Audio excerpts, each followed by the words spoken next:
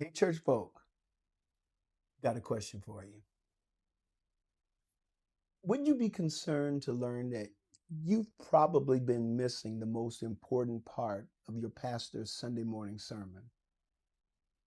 Even if you heard every word that was preached, and even if you nodded in agreement at all the correct times, and even if you applauded in all the appropriate places, even if you did all of that, it's very likely that you still missed the most important part of the sermon, because the most important part of the sermon is something that we have never really been taught to do.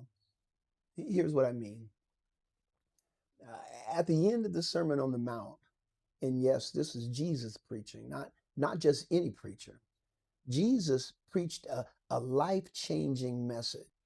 And when he closed his sermon, he closed by making an important and a very pointed distinction. Jesus said that when the sermon's over, there are only two kinds of people, the wise and the foolish. And then he said that the difference between them isn't what they heard. The difference between them is what they did with what they heard when the sermon was over. In other words, according to Jesus Christ himself, the real work of a sermon doesn't happen in the sanctuary.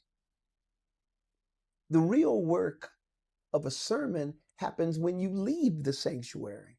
So, church folk, the question is, when the sermon's over, are we becoming more wise or are we becoming more foolish?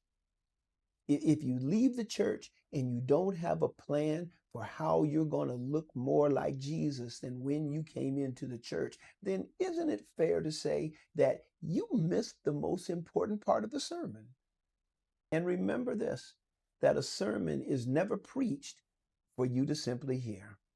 God bless you.